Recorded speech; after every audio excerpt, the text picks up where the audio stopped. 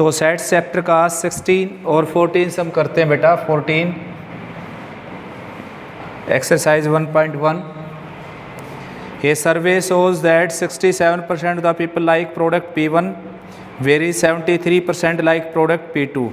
If X% of the people like both product P1 and P2, then find value of X. X की value find out करनी है आपने, यानी कि दोनों प्रोडक्ट को पसंद करने वाले टोटल कितने हैं उसकी मिनिमम वैल्यू निकालनी है आपने।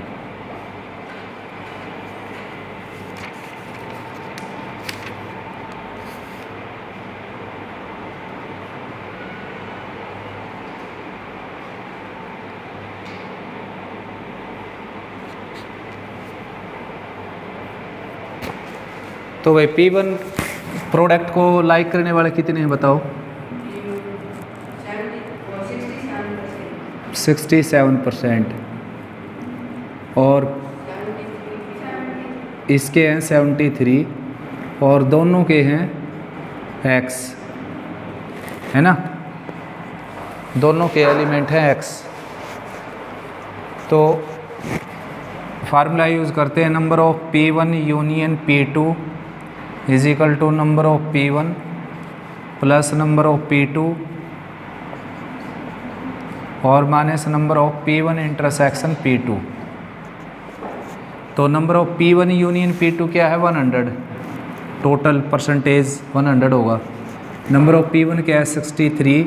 नंबर ऑफ P2 क्या है? 73 और ये X गिवन है। तो X की वैल्यू यहाँ से आ गई 40, क्योंकि ये हो गया 140 माइनस ये 100। तो ये आंसर भी बिल्कुल सही है। इतना आप करते हो तो वो आंसर सही है, ठीक है ना। उसकी रिक्वायरमेंट क्या है ये बताओ मेरे को पहले।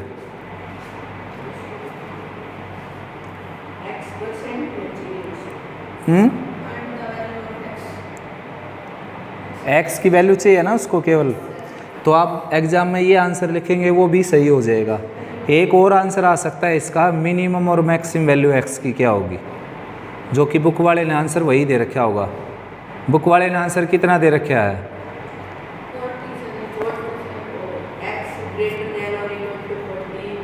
67, है ना, ये दे रखे आंसर। तो ये भी आंसर निकल जाएगा। देखो यहाँ ये भी सही है बिल्कुल, इतना भी। अब आप जानते हो बेटा कि जो number of A union B है ना, जो वो कितना है इसमें?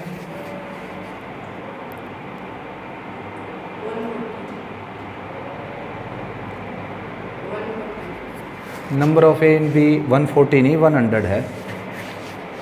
P1 यूनियन P2 है ना, number of P1 union P2। अब क्या है कि 100 तो एग्जैक्ट मैंने लिया है ना, परसेंटेज में उसने तो ये बताया कि जैसे कि P1 प्रोडक्ट को लाइक करने वाले 67% हैं, P2 प्रोडक्ट को लाइक करने वाले 77% हैं, और मैंने ले लिया कि टोटल P1 P2 कोई न कोई प्रोडक्ट पसंद करने वाले सारे हैं आदमी। जैसे कि हम इस रूम में 100 आदमी हैं, तो ज़रूरी थोड़ा ना कि 100 के 100 P1 P2 को ज़रूर लाइक करेंगे, 100 से कम भी तो कर सकते हैं। उसने थोड़ा ना बोला कि 100 पसंद करेंगे उसको, वो तो मैंने अपने पास से लिया है। इसकी वैल्यू 100, मैंने इसकी वैल्यू 100 अपने पास से ली है। ज़रूरी थोड़ा ना कि कम से कम हर कोई आदमी कम से कम एक प्रोडक्ट को लाइक करेगा। ऐसा भी हो कोई P1 P2 दोनों को यूज़ ना करता हो। टोटल 100 है आपके पास। 100 मैंने क्यों लिखे? परसेंटेज देखकर, मतलब इसमें लिख रखा है 67%। तो इसका मीनिंग हो गया कि प्रत्येक 100 आदमियों में से 67 इसको लाइक करते हैं, प्रत्येक 100 आदमियों में से 73 इसको लाइक करते हैं। अब वो 100 आदमी ज़रूरी थोड़ा ना कि दोनों को कोई न कोई को लाइक करते होंगे, ऐसा भी होगा कि किसी को लाइक ना करते हो वो। तो इसलिए इसको मैं लिखूँगा यहाँ पर लेस देन इक्वल टू 100। या तो मतलब सारे के सारे लाइक करेंगे, 100 आदमी हैं तो 100 आदमी, जैसे चाय कॉफ़ी लगा लो आप, P1 मतलब चाय, कॉफ़ी मतलब P2। तो ऐसा है कि सारे आदमी को 100 आदमी हैं इस रूम में, तो वो या तो चाय पीते हैं या कॉफ़ी पीते हैं, ज़रूर पीते हैं कुछ न कुछ। तो फिर मैं लिखूँगा ऐसा, और कुछ आदमी ऐसे भी होंगे जो चाय कॉफ़ी ना लेते होंगे, जूस लेते होंगे, दूध पीते होंगे, तो फिर ऐसे थोड़ा लिख सकते हो आप, ज़बरदस्ती चाय कॉफ़ी थोड़ी पिलाओगे उनको, तो ऐसे लिखोगे ना। तो बस यही बात है। अब number of P1 union P2 को एक्सपेंड करोगे तो ये आ जाएगा number of P1 plus number of P2 और minus number of P1 intersection P2, और ये 100 है ही। तो नंबर ऑफ P1 क्या है 67, नंबर ऑफ P2 क्या है 73, और number of P1 intersection P2 क्या है x, ये x दे रखा है, लेस एन इक्वल टू 100। तो यहाँ पर मैं इस तरफ उस तरफ लेकर जाऊँ तो x greater than equal to 40 हो गया, मतलब x की वैल्यू कम से कम 40 हो गई ना। अब देखो ध्यान से, a जो है ना, देखो ये 140 हो गया और ये 100 और प्लस x हो गया, x को राइट में ले गया, 100 को लेफ्ट में लिया है मैं। 140 minus 100 less than equal to x, यानी कि 40 less than equal to x, यानी कि x greater than equal to 40, ठीक है ना। तो कम से कम 40 आदमी जो है ना वो दोनों को पसंद करेंगे। अगर ज़्यादा से ज़्यादा 100 आदमी हो वहाँ पर, तो कम से कम 40 आदमी P1 P2 को ज़रूर पसंद करेंगे। एग्जैक्ट 40 जब पसंद करेंगे जब एग्जैक्ट 100 आदमी किसी एक प्रोडक्ट को ज़रूर लाइक करते हो, लेकिन ऐसा दे नहीं रखा तो आप ले नहीं सकते एग्जैक्ट इक्वल, जैसे मैंने यहाँ पर ले लिया।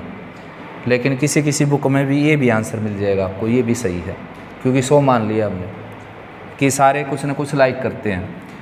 अब देखो दोबारा से आगे बढ़ते हैं। जो A है ना वो किसका सबसेट होता है, A इंटरसेक्शन B किसका सबसेट होता है, A का ना, और A इंटरसेक्शन B और किसका सबसेट होता है, B का भी तो सबसेट होता है, A इंटरसेक्शन B, है ना। तो number of A intersection B हमेशा क्या होगा, नंबर ऑफ A से लेस ही होगा, या इक्वल भी हो सकता है।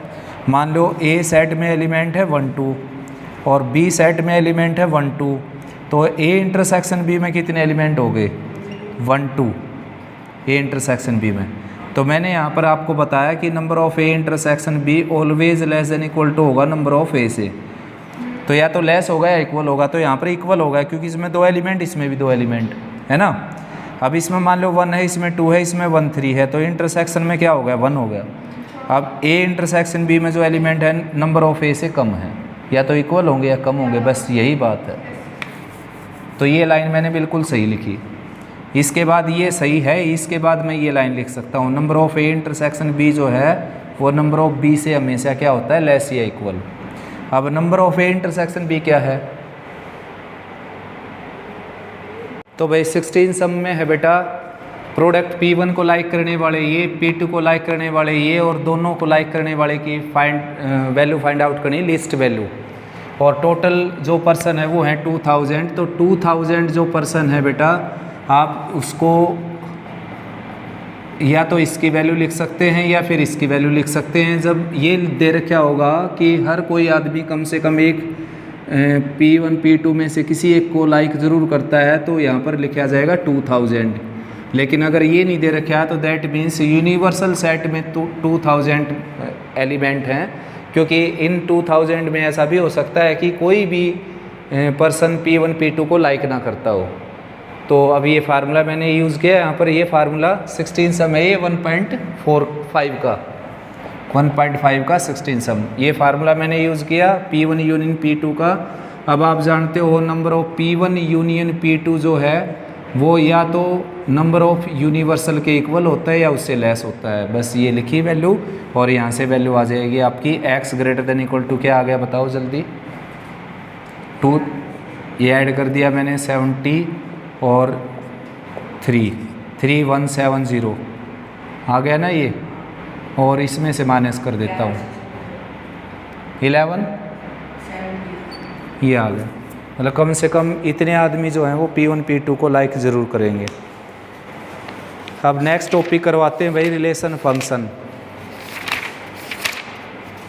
काफ़ी इंपॉर्टेंट चैप्टर है, +2 में भी प्रमोट होता है, और जो भी चैप्टर हायर क्लासेज में प्रमोट होते हैं वो काफ़ी इंपॉर्टेंट होते हैं ही।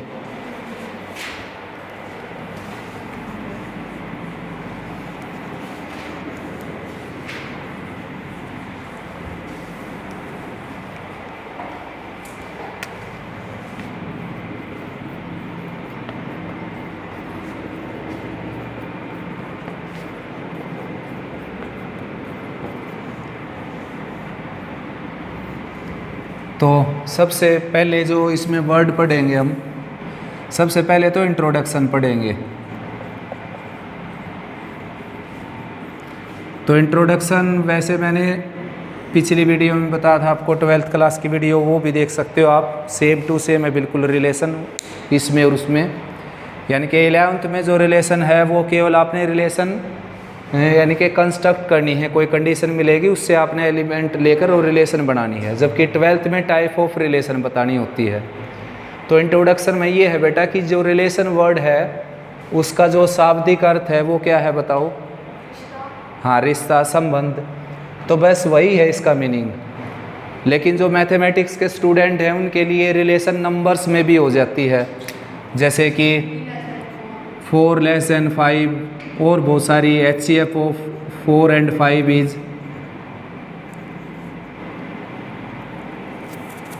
यानी कि 2 नंबर्स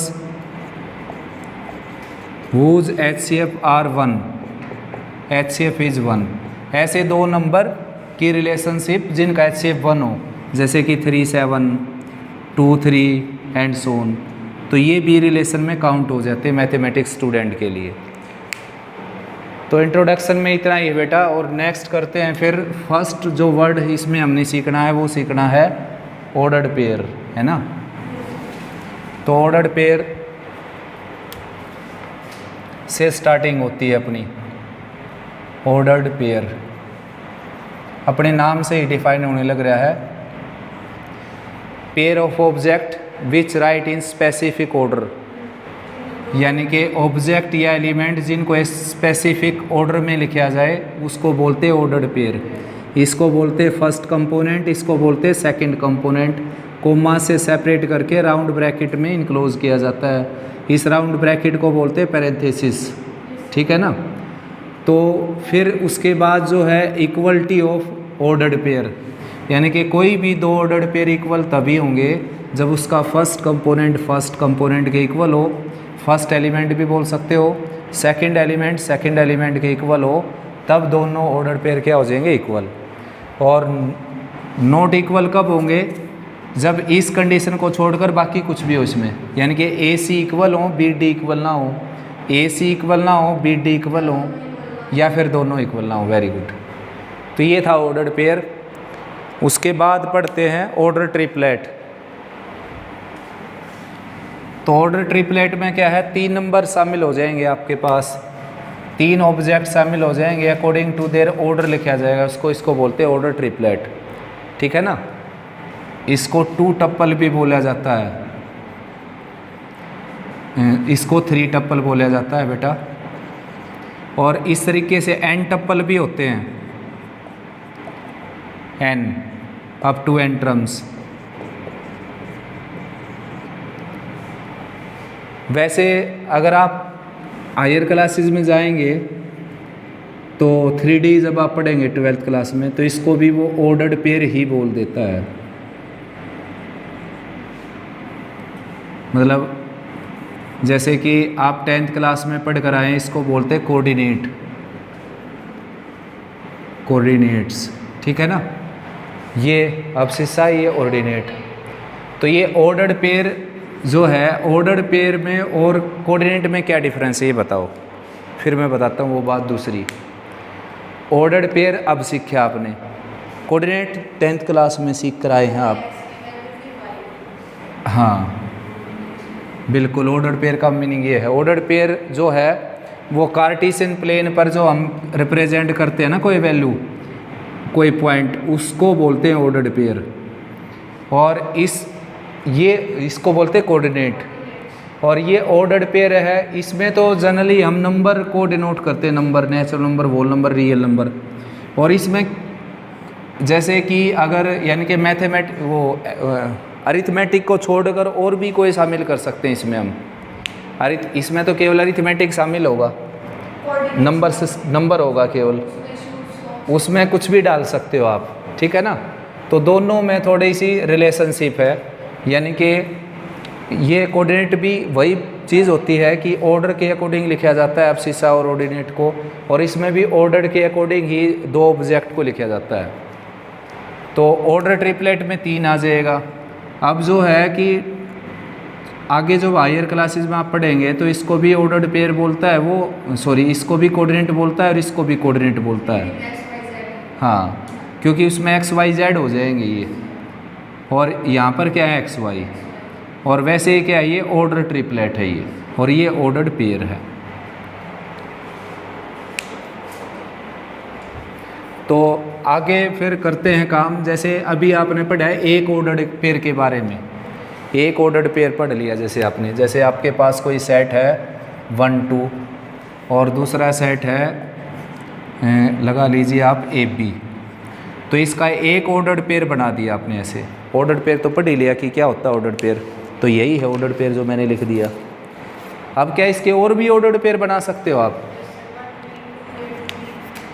फर्स्ट प्लेस पर मैं A का ही एलिमेंट लेकर चलूँगा, अब ये रूल बना दिया मैंने। तो अब क्या बनाऊँ, 2B 1B और 2A।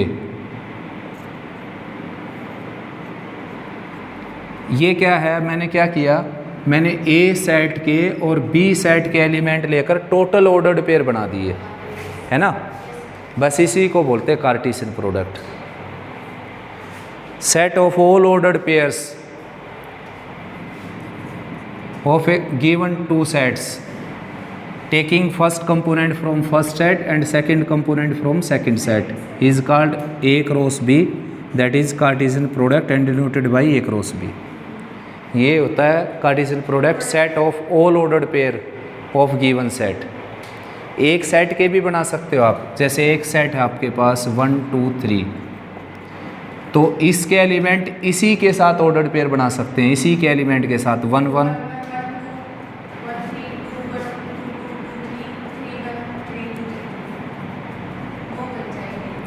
Very good 3 1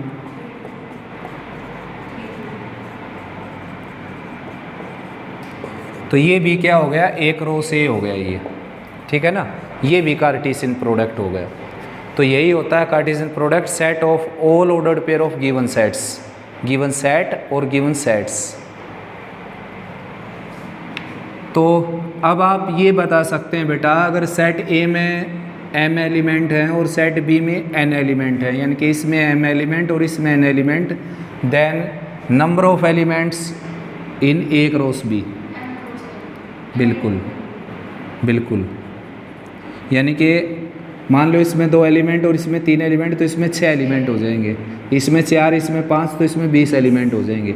number of elements in A cross B and also in B cross A, क्योंकि B क्रॉस A जब बनाएंगे हम, तो B क्रॉस A में जो फर्स्ट कंपोनेंट होगा वो फर्स्ट सेट से होगा, A1 A2 B1 B2।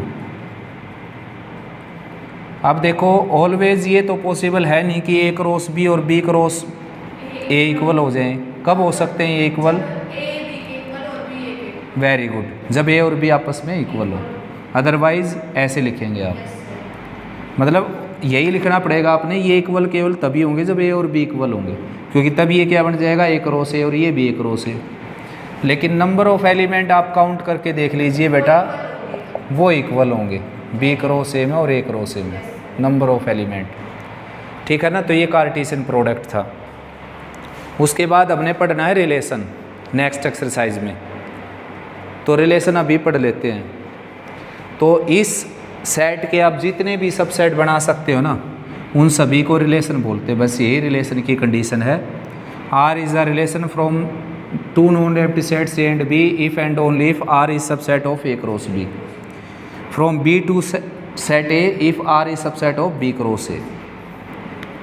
तो अगर R A क्रॉस B का सबसेट है, यानी कि set of some ordered pair है यहाँ पर, set of some ordered pair, जैसे कि 1A 2A, सेट ऑफ सम और ऑल ऑर्डर्ड पेयर, यानी कि कुछ या फिर सभी ऑर्डर्ड पेयर का सेट रिलेशन बोला जाएगा अगर वो A क्रॉस B का सबसेट होगा, मतलब खुद ये या फिर इससे कोई छोटा एलिमेंट, हाँ वो रिलेशन बोला जाएगा। बस यही होता है रिलेशन। और B से A में होगी तो वो B क्रॉस A का एलिमेंट हो जाएगा, सबसेट हो जाएगा B क्रॉस A का। तो अब कार्टेशियन के साथ जो है वो कुछ प्रॉपर्टी हैं वो कर लेते हैं हम। जैसे कि अलजेब्रा ऑफ सेट की प्रॉपर्टी थी, ठीक ऐसे ही कार्टेशियन प्रोडक्ट की कुछ प्रॉपर्टी हैं वो कर लेते हैं रिलेशन पढ़ने से पहले।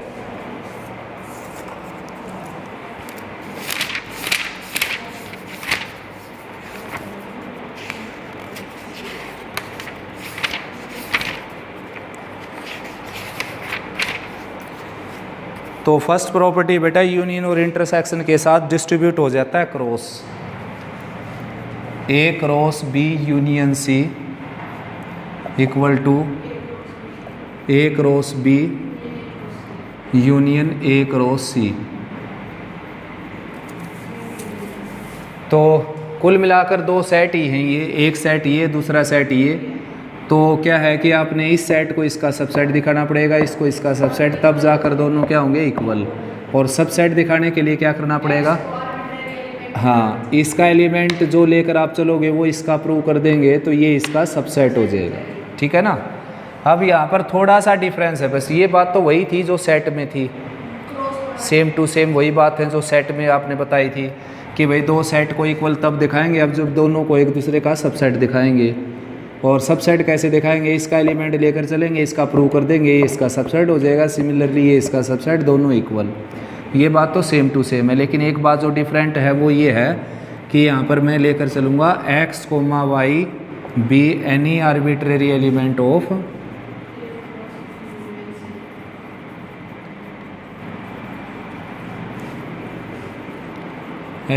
Of A cross B union C.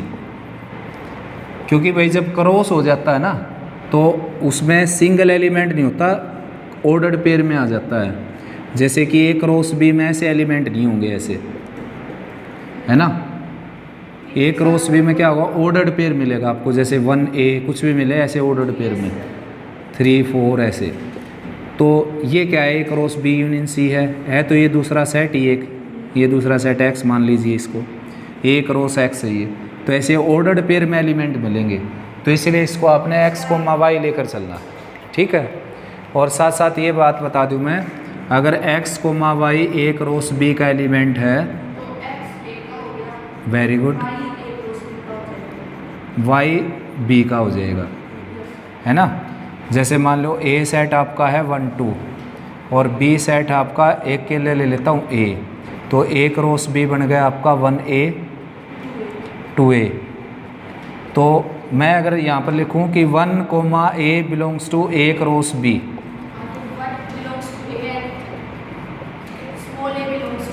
Very good, है ना। क्योंकि फर्स्ट कंपोनेंट फर्स्ट सेट से होता है, सेकंड सेकंड से होता है। इस लाइन के बाद आप ये लिख सकते हो, इसके बाद ये लिख सकते हो। तो बस यही आपने यूज़ करना है इसमें। Therefore it can be written as x y belongs to A cross B union C, ऐसा लिख सकते हैं इसको। एक्स एलिमेंट किसका हो जाएगा, एंड वेरी गुड। अब इसको सेट में जैसे डिस्ट्रीब्यूट करते थे वैसे कर दो।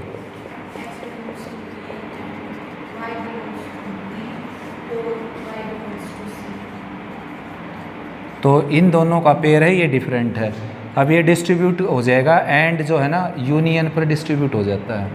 एक बार तो इन दोनों को लिखेंगे, देखो, हाँ राइट साइड को देखना है ही बिल्कुल। तो ये जो डिस्ट्रीब्यूट हो जाएगा इसके साथ, x belongs to a and y belongs to b, और x belongs to a and y belongs to c, ठीक है ना। अब देखो, अब यहाँ पर हम एंड में क्या लगाते थे, इंटरसेक्शन, है ना। एंड में इंटरसेक्शन लगाते थे सेट वाले चैप्टर में। तो यहाँ पर इंटरसेक्शन क्यों नहीं लगता बताओ।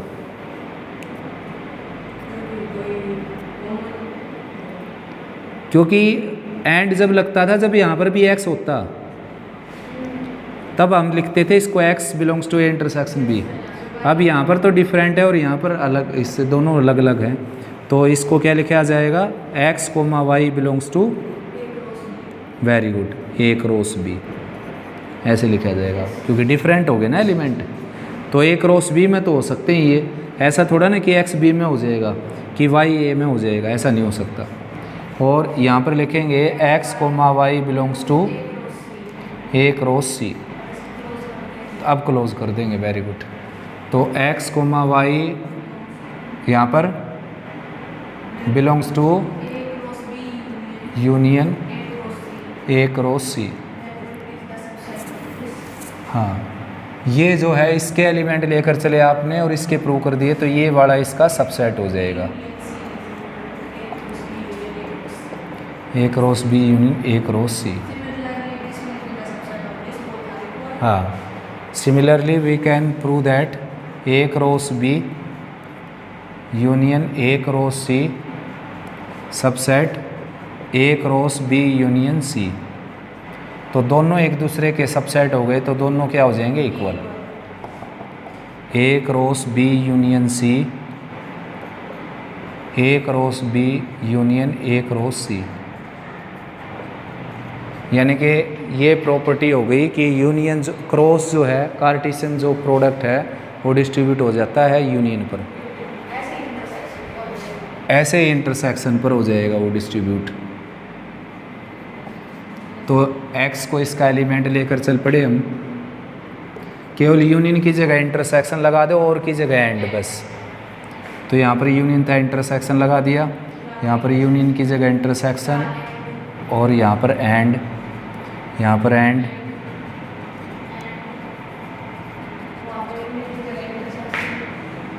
बस ये प्रूव हो गया, ठीक है ना। काफ़ी इजी है सारी प्रॉपर्टी, बिल्कुल।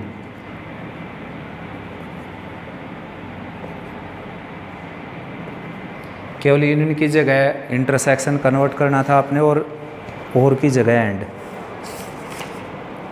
सेकंड प्रॉपर्टी देखते हैं अब। जो क्रॉस है वो डिफरेंस पर भी डिस्ट्रीब्यूट हो जाता है, क्रॉस डिफरेंस पर भी डिस्ट्रीब्यूट हो जाता है। यानी कि ए क्रॉस बी माइनस सी है अगर आपके पास, तो ए क्रॉस बी माइनस ए क्रॉस सी, ये प्रूव करना है।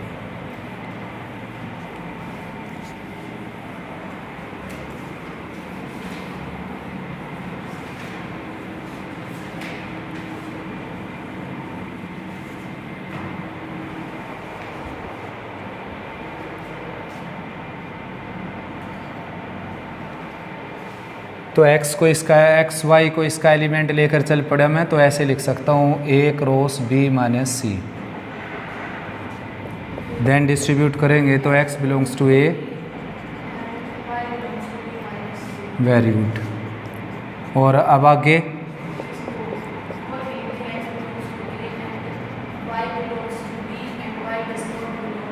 वेरी गुड बेटा,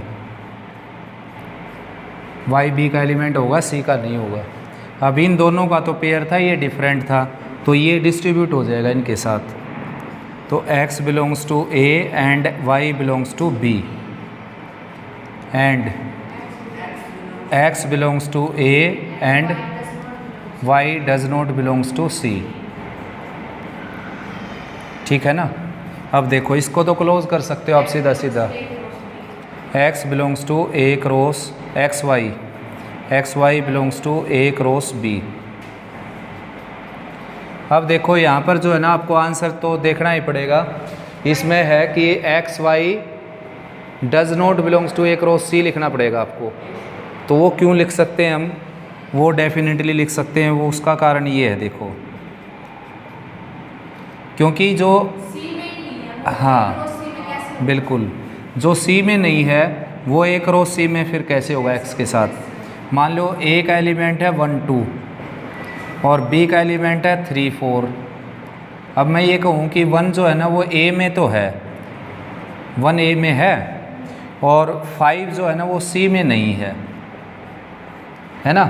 तो 1 5 ए क्रॉस सी में नहीं हो सकता, इसमें भी नहीं होता तो भी नहीं हो सकता था, किसी एक में नहीं है तो इसमें नहीं होगा, ठीक। कोई भी एलिमेंट लेकर चल पड़ो तो वो इसमें बिल्कुल नहीं होगा। तो ये लाइन लिखनी है आपने इसको देखते हुए, और लॉजिकल है लाइन, वो मैंने बता दी। उसके बाद इसको क्लोज कर सकते हो, एक्स वाई बिलोंग्स टू, हाँ क्योंकि एक्स वाई इसका तो एलिमेंट है लेकिन इसका नहीं है, माइनस ए क्रॉस सी। ये क्या हो गया इसका subset. Similarly this is also subset of this, therefore both are equal set. Next है third theorem, A cross B minus C equal to A cross, third तो हो चुकी, सॉरी फोर्थ। अगर ए बी का सबसेट है, C D का subset है, तो ए क्रॉस सी जो है वो बी क्रॉस डी का सबसेट हो जाएगा।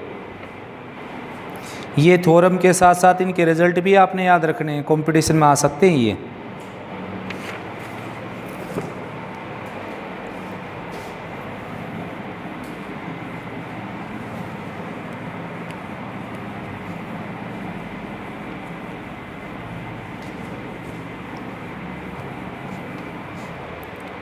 स्टेटमेंट है बेटा, A subset B and C subset C it is given, और प्रूव करना आपने कि A cross C subset B cross D, subset B cross D, ये खाली प्रूव करना है, इक्वल प्रूव नहीं करना आपकी बार, आधा काम हो गया अपना। तो भाई एक्स वाई को मैं इसका एलिमेंट लेकर चल पड़ा, let x comma y be any arbitrary element of A cross C, therefore it can be written as this in this type, x comma y belongs to A cross C। अब distribute कर दो आप इसको, x belongs to A, very good. अब देखो जो A में है वो B में डेफिनेटली होगा, क्योंकि मेरा टारगेट है यहाँ पर B लेकर आना और यहाँ पर D लेकर आना, तभी तो B क्रॉस D लिख पाऊँगा। तो जो A में है वो डेफिनेटली किस में होगा, B में होगा। हाँ ये गिवन है, क्योंकि A के सभी एलिमेंट किस में है, B में। मान लो A तो ये है और B ये है तो जो A में है वो B में तो है ही पक्का। इसके बाद आप ये लाइन तो लिख नहीं सकते, लेकिन इसके बाद ये लाइन लिख सकते हो अगर ये दे रखे आपको। ठीक ऐसे ही जो C में है वो D में डेफिनेटली होगा, क्योंकि C और D की रिलेशन ये है, C जो है D का सबसेट है। अब इसको क्लोज कर दो आप, B cross D, A cross C, B cross D। Similarly बस ऐसा ही करना, आगे करेंगे तो क्या हो जाएगा देखो, सिमिलरली करके हम लिख तो सकते हैं। हाँ ये सारे स्टेप उल्टे हो जाएंगे, और उल्टे करेंगे तो गलत हो गए, देखो कैसे। इसके बाद ये स्टेप आप लिख सकते हो, पक्का लिख सकते हो, इसके बाद ये स्टेप नहीं लिख सकते। हाँ बिल्कुल, क्योंकि जो बी में है वो ज़रूर नहीं है ए में भी होगा, क्योंकि बी में तो ये 1B है, 2B है, 3B है, और इसमें 4 5 है, तो जो बी में है वो सारे ए में थोड़ी ना है। हाँ तो इसके बाद ये लाइन नहीं लिखी जा सकती, इसलिए यहाँ तक ही आपने इसको छोड़ना पड़ेगा।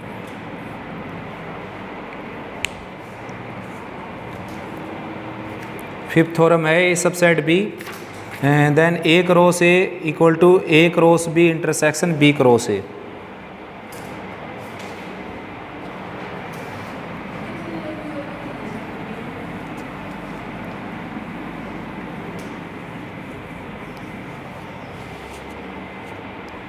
If A subset B then A cross A, ये आपने ये गिवन है और ये प्रूव करना है।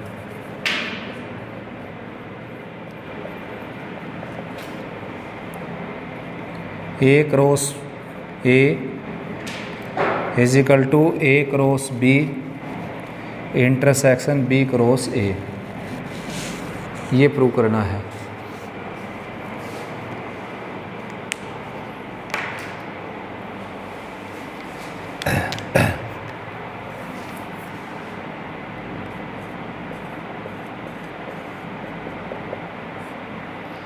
तो भाई क्या करूं, एक्स वाई को इसका एलिमेंट लेकर चलूं, इसका प्रूव कर दूं।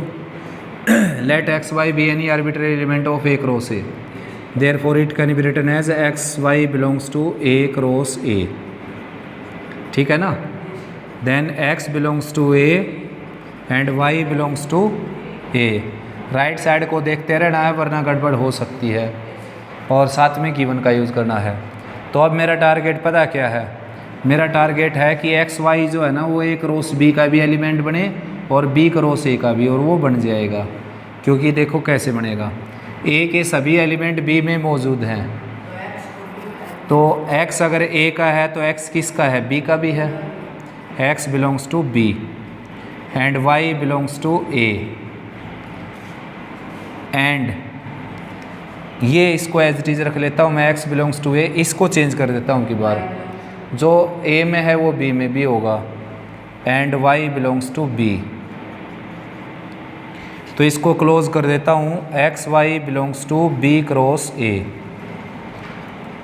And x y belongs to a cross b, then it can be written as x, ये इसका भी एलिमेंट इसका भी एलिमेंट, तो दोनों के इंटरसेक्शन का एलिमेंट हो गया, belongs to a cross b आगे लिख लेता हूँ, इंटरसेक्शन b क्रॉस a पीछे लिख देता हूँ।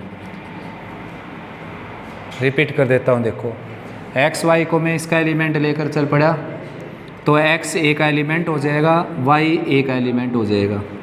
फिर मैंने क्या किया है, इस लाइन के बाद, ये लाइन तो बिल्कुल सिंपल ही है ही, उसके बाद एक्स अगर ए में है तो डेफिनेटली बी में होगा, तो एक बार तो मैंने यहाँ बी बदल दिया, ये एज इट इज़ लिख दिया, एक बार मैंने यहाँ पर बी बदल दिया, ये एज इट इज़ लिख कर ये, और यहाँ पर बी बदल दिया। ऐसा 2 बार क्यों किया मैंने, राइट साइड को देख कर, है ना, राइट साइड को देखना ज़रूरी है, वरना तो ये लाइन लिखने की क्या ज़रूरत थी, ये भी लिख सकता था मैं खाली, और खाली ये भी लिख सकता था, दोनों लिखी इसको देखते हुए।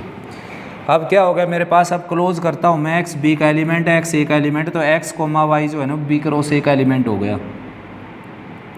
अगर यहाँ पर भी एक्स होता, यहाँ पर भी एक्स होता, तो एक्स किसका एलिमेंट हो जाता, बी इंटरसेक्शन ए का, लेकिन यहाँ पर एक्स यहाँ पर वाई, तो एक्स किसका एलिमेंट हो जाएगा, बी क्रॉस ए का।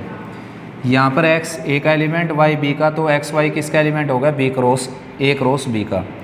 अब उसके बाद पता क्या लाइन बन गई है, ये वाली लाइन क्या आपको बताने लग रही है, ये वाली लाइन बताने लग रही है x belongs to g and x belongs to f, ये लाइन है। तो इसके बाद आप क्या लिखोगे, x belongs to g intersection f, ये लाइन लिखोगे ना। तो यही बताया इसने, एक्स वाई इसका भी एलिमेंट है, एक्स वाई इसका भी एलिमेंट है, तो एक्स वाई दोनों के इंटरसेक्शन का एलिमेंट हो गया, और ये जो है ना ये इसका सबसेट हो गया। सिमिलरली ये इसका सबसेट हो गया और दोनों क्या हो गए, इक्वल। ठीक है ना।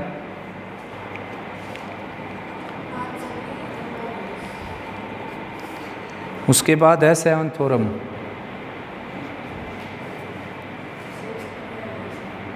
सिक्स्थ, हाँ 6th बच गई। A cross B, B cross A equal हैं, तो ए और बी इक्वल हो जाएंगे।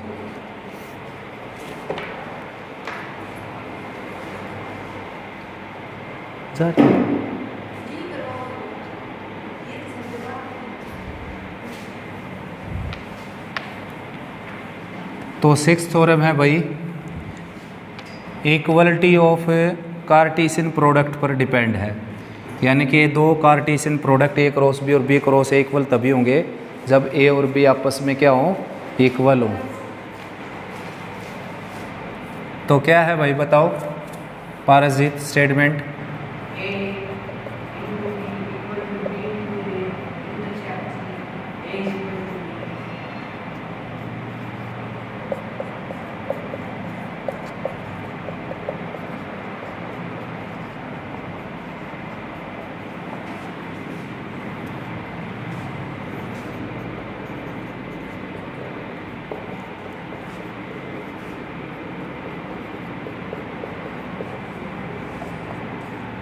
ऐसा लिख सकता हूँ क्या मैं, क्योंकि जो प्रूव करना है वो ये करना है।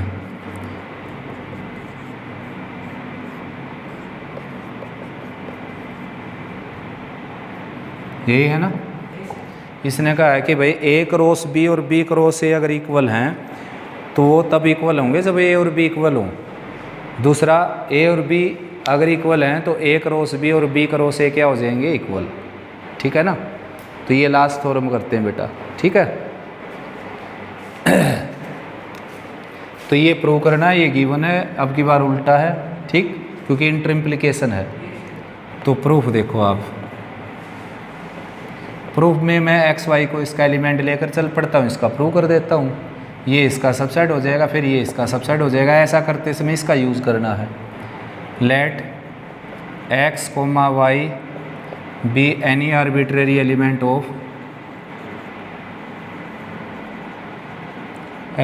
Of A cross B, therefore x, y belongs to A cross B. x, y जो है वो ए क्रॉस बी का एलिमेंट हो जाएगा। तो उसके बाद क्या लिख सकते हैं हम, it can be written as x belongs to A, very good, y belongs to B. अब इसका यूज़ कर सकते हो आप, देखो क्या करना आपने, बी क्रॉस ए लेकर आना बस। तो क्या कर दीजिए यहाँ पर x बिलोंग्स टू बी लिख दीजिए और y बिलोंग्स टू ए लिख दीजिए बस। क्योंकि a और b सेट इक्वल हैं तो a को हटाकर आप b लिख सकते हो, b को हटाकर a लिख सकते हो। तो मैंने यहाँ पर b लिखा, यहाँ पर a क्यों लिखा, राइट साइड को देखकर, क्योंकि मेरे को आगे क्या चाहिए इसमें b और पीछे क्या चाहिए a। कार्टेशियन प्रोडक्ट में फर्स्ट कंपोनेंट किसके हों, b के, और सेकंड कंपोनेंट a के। तो b क्रॉस a लिखूँगा तभी तो आएगा। तो this implies x y belongs to b cross a, hence a cross b subset of, very good, b cross a। Similarly we can show that a cross b cross a is also subset of a cross b and both implies, very good, a cross b equal to b cross a, both implies इसको करती हैं। Next है बेटा ये, इसमें क्या proof लेंगे हम इस तरीके से, देखो a क्रॉस b जो है वो b क्रॉस a के इक्वल दिखाना आपने, गिवन है ये और ये दिखाना है। तो let x be any arbitrary element of a, ऐसा लेकर चलूँ, x be any arbitrary element of a and y be any arbitrary element of a। x और y दोनों को मैं a का एलिमेंट लेकर चलता हूँ, ठीक है। x and y,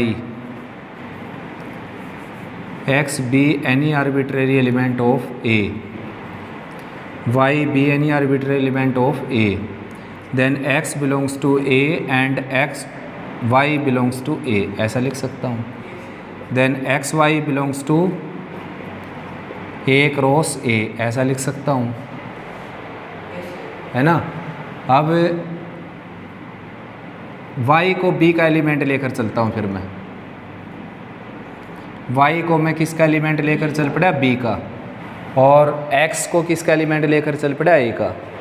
तो x कोमा y किसका एलिमेंट हो जाएगा,